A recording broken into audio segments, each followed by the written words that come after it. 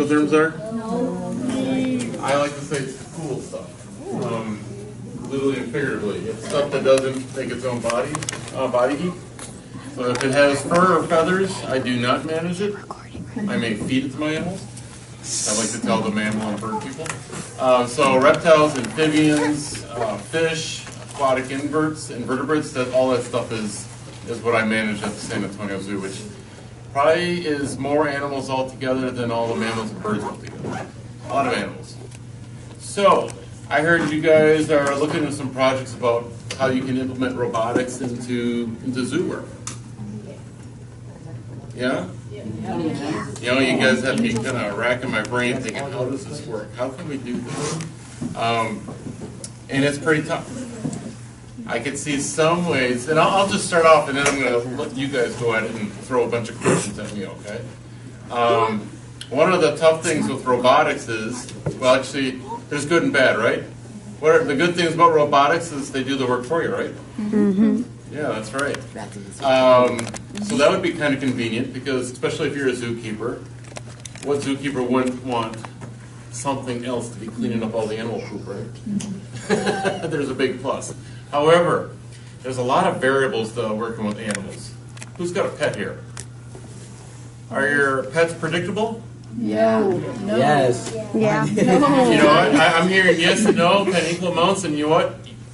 That's all right. Both answers are right. In some aspects, they are predictable, right?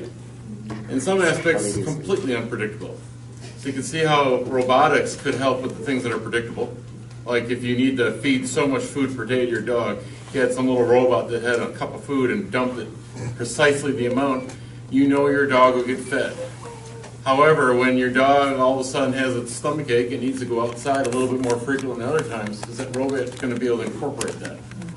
Yeah, that's a very, very simple answer that I gave you, but I think it's a good example of how working with animals would be kind of tough. Like I said, I was really thinking about this. How could we do this? There's got to be some ways we can incorporate robots.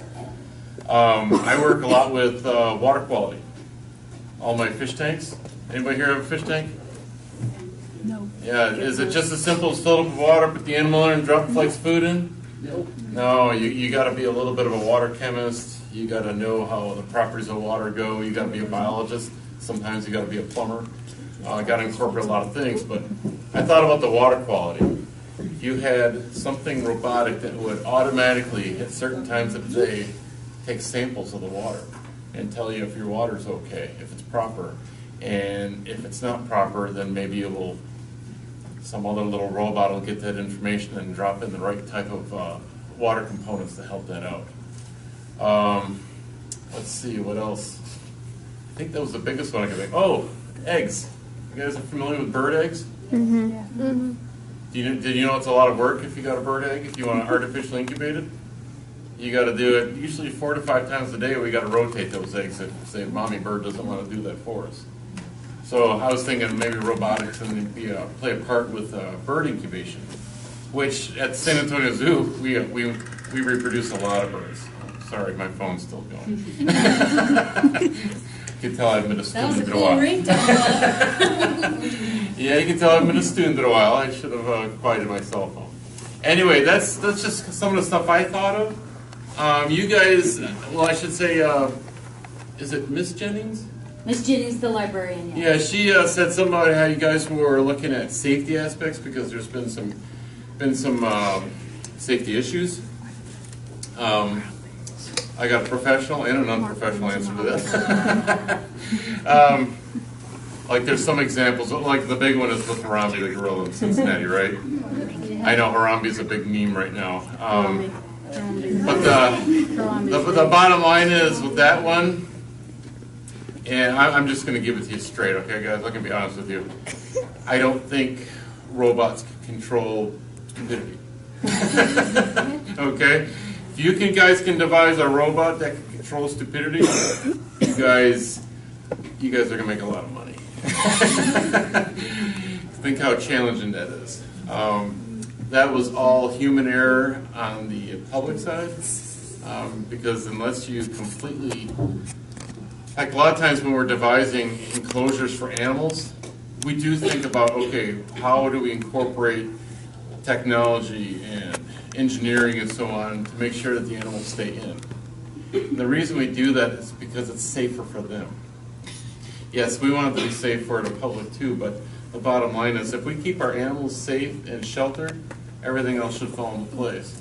But sometimes the variables of humans, we're all different, right? We all think differently, and unfortunately sometimes we don't always make the right decisions.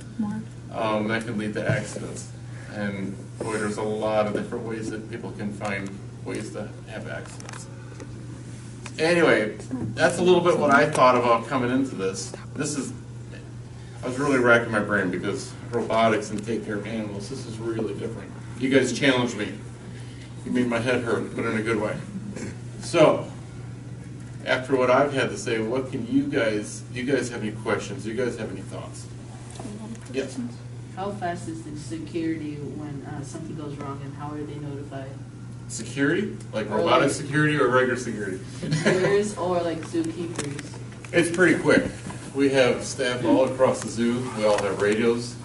We all have phones, which sometimes work a lot better than radios. And we actually run drills.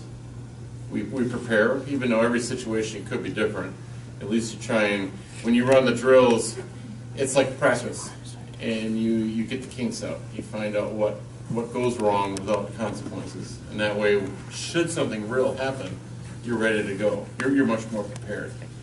As far as time, it's hard to give you an exact, like it takes 2 minutes or 3 minutes or something like that. But I take care of, or I manage all the venomous snakes. And we run drills. And when we run those drills, we generally have a response time under 2 minutes. From getting security, which happens to be EMTs, getting anybody who can actually start applying the actual aid initially. And we only do venomous snake work with a second person with us. So technically your first responder is right there should anything ever happen. But I've been at San Antonio Zoo 4 years, and I've been working in zoos over 25 years. We've never had a venomous bite under my watch. Gotta be good. Do you have a question? Is it true that tigers, or just tigers in general, are getting extinct? Is that a true fact? Yes. Yeah, they're going extinct. There's different types of tigers. Yes. Probably the most endangered one. Well, there's a couple that are actually extinct already, like the Bali tiger. Yeah. The Amur tiger is probably the next one that's going to go. I think there's, if you just count wild ones, not Amur tigers in zoos, Right. there's probably around 200 only left. That's scary. Yes? What animal do you keep under care the most in the zoo? In the zoo? As far as me personally, I think the biggest part of my collection is probably fish. Although it's a little bit, they are very hard to count because we have schools sometimes of hundreds and hundreds of fish in one tank. Something that's a little bit easier to count, probably snakes would be next. I got a lot of snakes, which is good. Any other questions? Yes? How do you know if an animal died like a fish? Well, when a fish dies, one of two things happens. It either sinks or it floats. Sometimes it sinks first and then it floats because when things start to decompose, they start to build up different types of gases. And of course that makes them more buoyant after the fact. You guys are surprising me. I thought it was going to be like robotic questions here. Well, what they're supposed to do is solve an issue that exists between humans and animals. Oh, okay. Like to make either human interaction with animals better or to make an interaction from an animal perspective better based on what we can do for them. Okay. So yes, they could devise something electrical and robotic, but really it's kind of the community service piece of their to try and figure out a way to solve things. But their actual robotic competition uses Lego pieces. Like they help the blind man cross the road with the seeing eye dog. So the theme Okay. is Animal Allies. Okay. Well, you guys are, this is 25 years of working at zoos. This is great because it's making me think really hard. That's good because when you're this far into a profession, you got to still be challenged. That's good. You have a question? How many animal enclosures have you like tried, like different animal enclosures that you've tried but failed? The animal enclosures, are you talking about have we tried to build or construct? I wonder if I built and failed. Me personally, not too many. I've seen a lot of big companies that build exhibits, and they've failed in some of the basic aspects that are necessary. When we look at a brand new exhibit, we look at a couple of things. Number one, is it gonna allow my animal to be safe, happy, and healthy? Will it allow my staff to be able to take care of those animals in a safe and healthy manner? Because we want to keep our animals alive, we also want to keep our staff alive. Number three, why do you guys go to zoos? Because we want to see the animals, right? So it's got to make the animals happy and healthy, have the staff happy and healthy, and it's got to make it so that it's a good experience for our guests to come to the zoo. What happens, and I know they wouldn't like to hear this, although I have told some of them personally, is that there's a lot of big companies out there that actually are. You have companies that are in the construction of buildings like schools. But there's some companies that are so specific that they actually work solely in like zoos and aquariums, things of that nature. It's a very, very specific type of construction. Sometimes they get a little too focused on pretty. Let's make it pretty, let's make it look naturalistic. Which isn't horrible that you incorporate that, but you got to have a balance. And sometimes their balance is really skewed to the point where all they think about is pretty.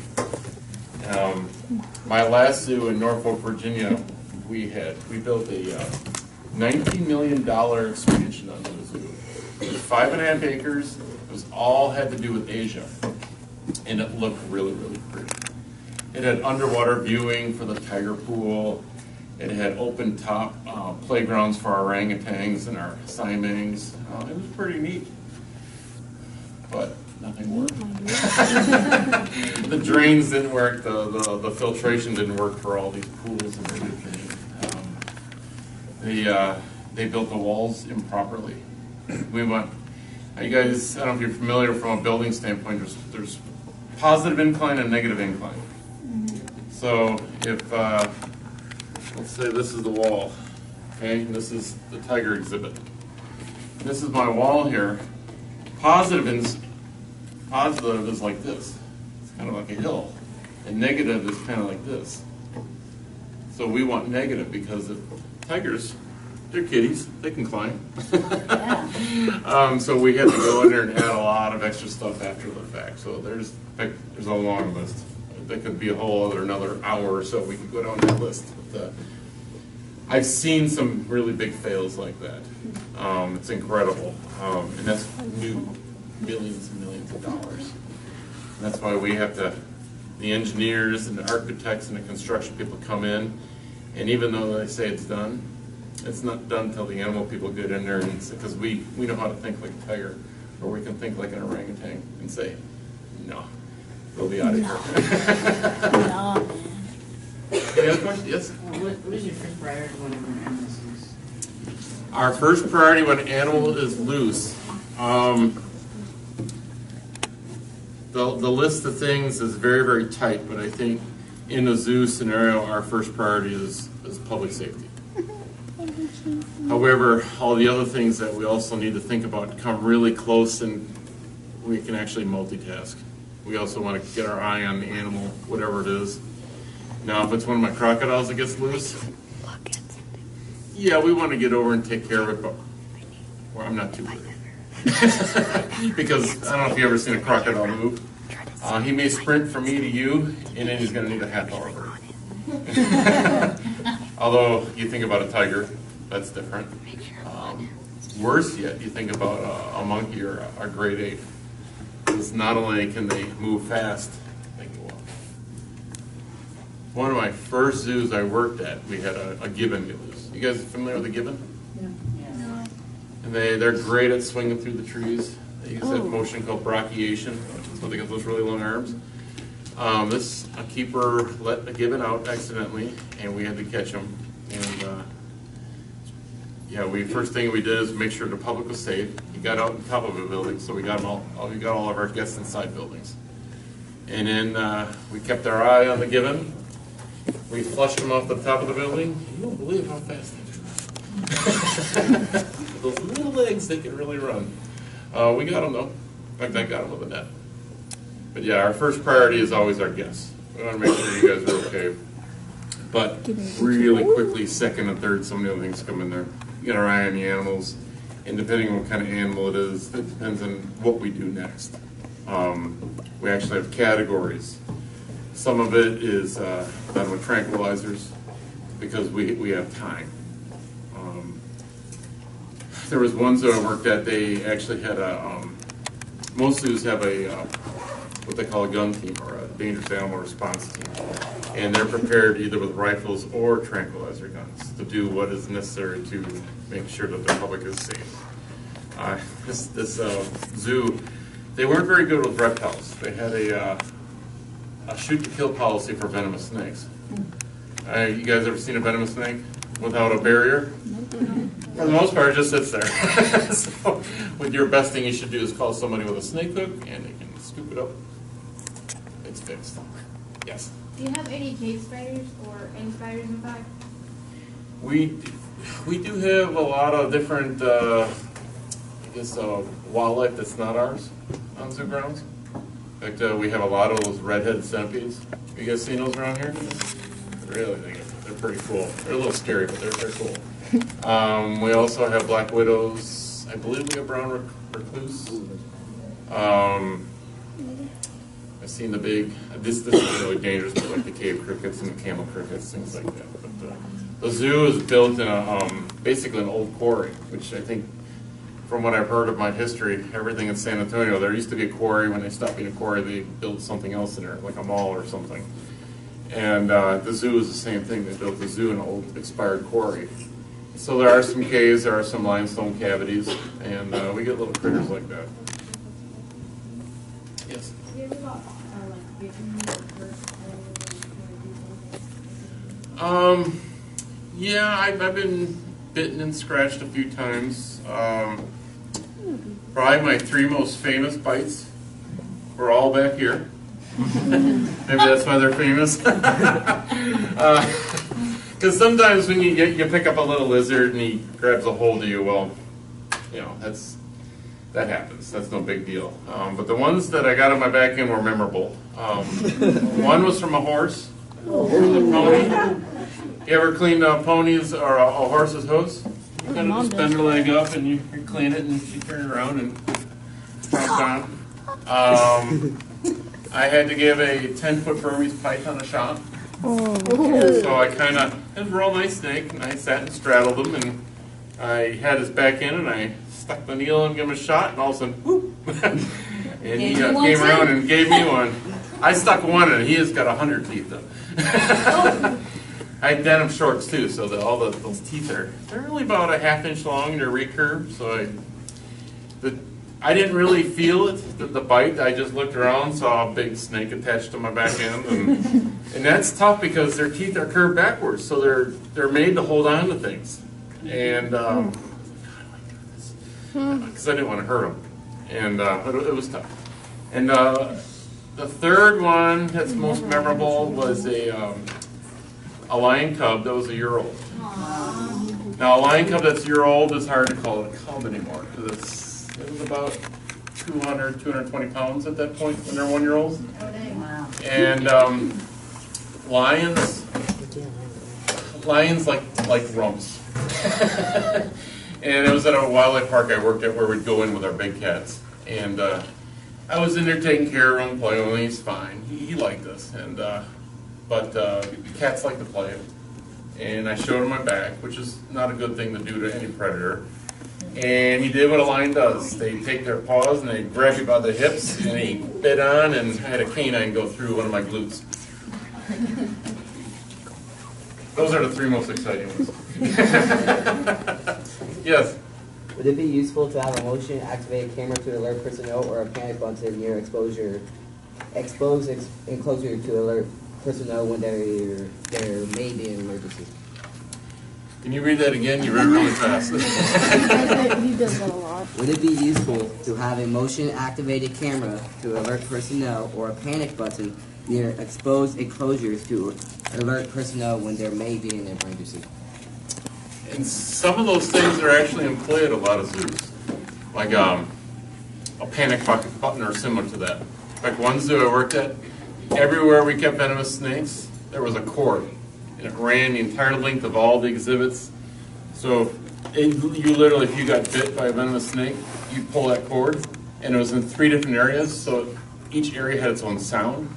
So in a lot of cases, institutions have something like that in play. As far as sensors and everything, most exhibits are actually done pretty darn well as far as keeping animals in. Like the San Antonio Zoo, we're AZA accredited. It's the Association of Zoos and Aquariums. And every 5 years, they literally get out the white gloves and they inspect every inch of the zoo and making sure we comply with everything, which we want to anyways. But it's the most rigorous accreditation in the entire world when it comes to zoos. So some of that's done, it's already implemented, it's part of the planning. If you did a little research on incidences that have been happening in zoos, of course there's Harambe, what happened there? It was not so much the animal passing the enclosure barrier, right? It was guests passing the enclosure barrier. You guys might be too young for this, and I can't remember how long it was. Ms. Brown, you might remember that tiger incident in San Francisco. It was about 10 years ago, maybe? I think it was around 2007. Yeah, it was 2 young males who decided to start testing the bears and hanging their feet over and things like that. And, I think that's what he's talking about, is there were like some type of sensor where it's the point of no return kind of thing. okay. Like for idiot humans. Idiot alert. There you go. Idiot alert. I got you. Yeah, I think it would be most important for sensors to let us know that people are passing that point of no return. And Or do those passing a stupid already line. exist? No. Because I think this is where they're kind of focused on, this is how they could help improve something. I think we might be onto something. You guys ever watched that show, The Office? Yeah. Yeah. Remember that ringtone to Whitehead? Idiot, idiot, idiot. They should have that. Yes. Do you think you'll be able, because like some science labs are retaining animals or something like that. Do you think you'll be able to put some of those animals in the zoo by anytime soon or no? Zoos are more focused on species, and there's limited space. So as far as hybridization and mutation, everything, it really doesn't fit the missions and goals of zoos to have them. Yeah, it's and quite honestly, some of that from a biological standpoint, I don't really like personally, because we're just because something can be made scientifically like that doesn't mean it's going to do well out in the wild, both for that particular animal, for other animals, or even humans for that matter. Some things happen naturally, like Africanized bees. But yeah, I don't think you'll ever find zoos and aquariums making space to actually put in something that's man-made like that, because it just doesn't fit their goals. We have a hard enough time making enough space for all the endangered animals that are out there. It would be counterproductive to try and make space for something like that that shouldn't really even exist. Yes. How do animals get fed? How do they get fed? That depends a lot on the animal. Some animals, say like my Aldabra tortoises, it's a big salad. And we literally can just walk in there, you can hand feed them, we can put it in a pile and they take care of themselves. Some things like my venomous snakes or my crocodiles, I use special tools. They're usually like a tong, and it's got a grabber on the end. Basically extends my arm so I can do it safely. Some things like some carnivores, they actually feed them in their stalls inside where you can't see, and there's special little swinging type chutes. So when you pull it open to put the food in, it is closed off to them, and when you put the food in, it kind of pivots, and then it's closed off to you, and they have access to it. Yeah, it's not rocket science, but it's clever. It really depends on the animal. It does. My animals, it's a lot of fun to feed. They're usually very receptive. I love feeding my crocodiles. And some of them have the best manners because they're very smart. And they know what those tongs in a bucket mean. And they come over and they just sit there. Better than your dog waiting for a treat. And they'll wait. My dog. I got an alligator named Bubbles, and she's pretty frisky. But when you bring in the tongs and the food bucket, she has missed manners. She just sits there, and you can just gently drop the food right in her mouth, and she's perfect. Your question before, though, did we answer it? Because I think that one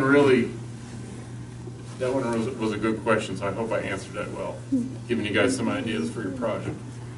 I think it's come up with something that is an idiot deterrent. Or at least an idiot warning.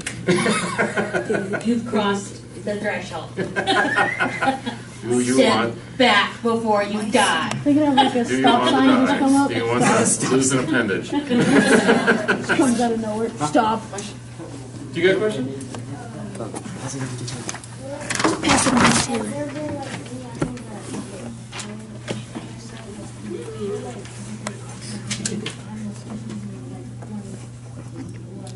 Because one of the same kind killed the other?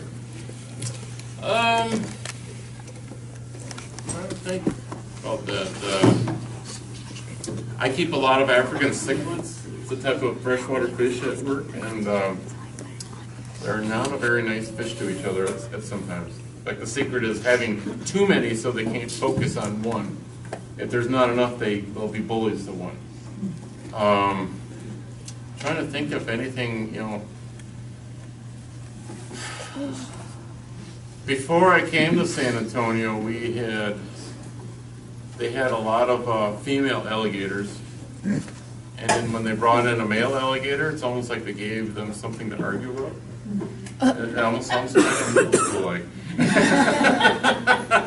And I wasn't here for that, but I just heard some of the highlights, and Bubbles was the only one left, and she happily lives with Rufus, and I think that's who they were fighting over. Usually what happens in zoos, because nothing's guaranteed with animals, no matter how much we understand them and set up an exhibit and so on, in the end, if we're going to have more than one animal in an enclosure, as far as their social aspect, anything could happen, really.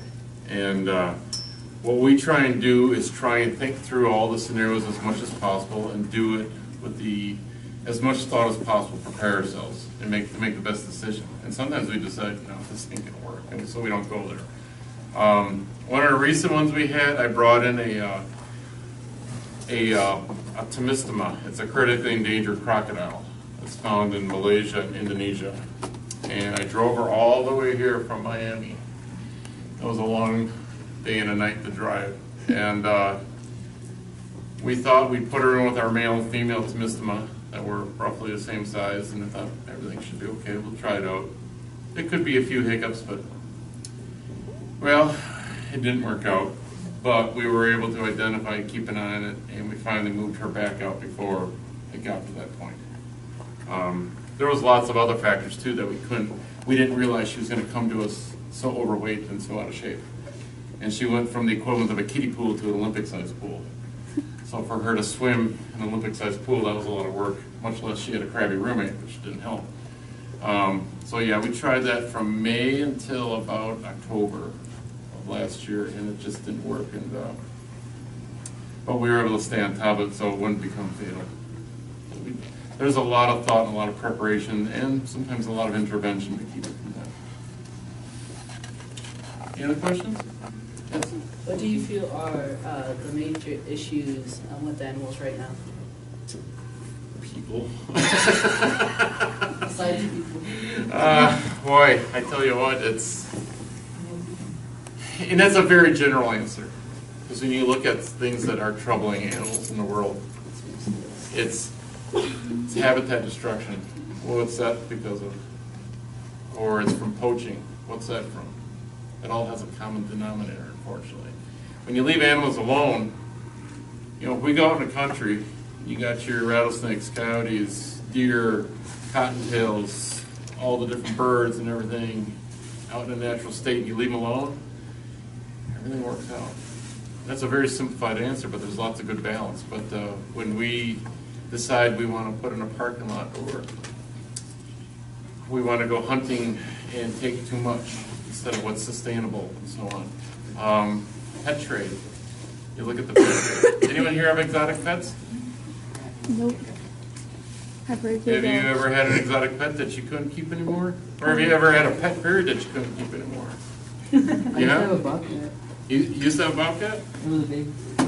That's illegal.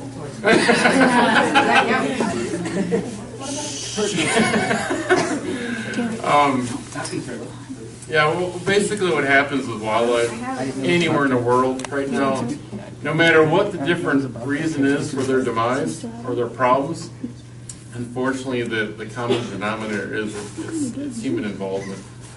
It really is. I work a lot with turtles and tortoises, and some of the ones from Asia are basically being eaten to extinction because of.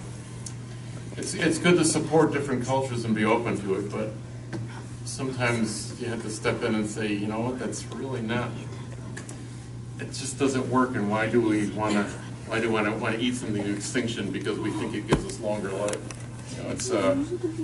There's all kinds of things. I mean, tigers are subjected to that too. So I sound a little biased here, but yeah, the bottom line is, if you look at, you can name an animal that's endangered, and if I even have a faint familiarity with it, I can give you a reason, and I bet we can stem it back to the fact that there's people involved with its demise. Sad to say. That's why we got to become better stewards of our world. Yes? I know this is not a good project or anything, but there's this picture of a girl, and she's holding a tortoise, and she's like, this turtle walked into the water and trying to put it back. And she didn't read the comments, and she dropped the tortoise into the water. Wait, what? A girl dropped the tortoise in the water. That was a turtle. Yeah. Poor thing. There's pretty dumb people out there. Yeah. So sometimes people have good intent, but it's still not thought through. I've had some people, they were in the middle of South Texas, where Texas tortoise lives, and they found the Texas tortoise. It wasn't even on a road, it was in the country, doing what a Texas tortoise should do. They picked it up, took it out of its home, drove it up to San Antonio Zoo, and gave it to me and says, I found him, can you help him? It's like, you got a big heart, but boy, he didn't need help. Should have just looked at him, enjoyed him, and let him be. But unfortunately, there's a lot of that. And I think that's kind of on the lines of what you're just describing. Yes? How many tranquilizers does it take down an animal? Oh, that is a science all into itself. It's tranquilizers are basically a controlled drug, and some of them are so strong that when we're going to use them, we automatically call EMTs that have to be on standby, just in case. Carfentanil. Boy, that one, you get a drop of that, probably at someone your size, a drop you'd be gone. Because it's, with a big animal with all the hormones and adrenaline and stuff going on, it takes a lot to knock them down. But some of the stuff is so strong. There's one called M99 that's used for elephants. And that stuff, boy, I don't even want to be near it. It's strong stuff. So it really depends, and sometimes the animals, they have so much of the adrenaline going through that even though it's based on the potency of the tranquilizer and you go by weight and you figure out how much you need, I've seen it with deer. Deer, for some reason, are really tough to tranquilize. Not that we have to worry about them so much when they're running around, but to tranquilize a deer, it seems to be they need 2 or 3 times the amount that should have been added up in the formula. It's kind of strange. But you always want to go on the light side. You go too heavy, well, that tranquilizer all of a sudden becomes something that puts them to sleep for good. Yeah, we let the vets do that. That's a drug. That's what vets are trained to do. Yes? What can be done to ensure the safety of animals and humans at all times? Besides keeping humans completely away from animals, keep on working on better exhibit design, both on the animal side and the human side. You know, it's that saying that even though that's great, could we still do better? You know, keep on working on that, and that's what we do. We keep on working on better ways to do everything. We always want our animals to be happy and healthy and safe. And we truly do want our guests to enjoy animals. Because if you come and enjoy seeing our animals, there's a good chance you're going to go home and care more. And that helps animals everywhere. So, yeah, when it comes to exhibits, next time we build a new one, we want to look at what we do have and say, okay, what can we do better? And look at every little thing. We just did that with the lion exhibit. It was an old exhibit, had a moat, kind of old-fashioned. Well, we had to do something about it because there was a big oak tree and its roots were growing out into the moat. It was basically making a ladder for the lions. So we thought we gotta do something here. So what we did is we had to improve the barrier with a fortified barrier. So instead of just killing the tree or doing something else, we decided to put up a big glass wall, which lions can't climb. It actually increased the amount of exhibit space for lions, so they have a bigger house now, and allowed our guests to get this close to a lion now, instead of being, I think the closest you could get was about 20, 25 feet. So yeah, we looked at, okay, this worked for this long, what can we do better? And we did it. Anything else, guys? Can I get your picture with the kids? Sure. Get a shirt on, I want you in front. Very much.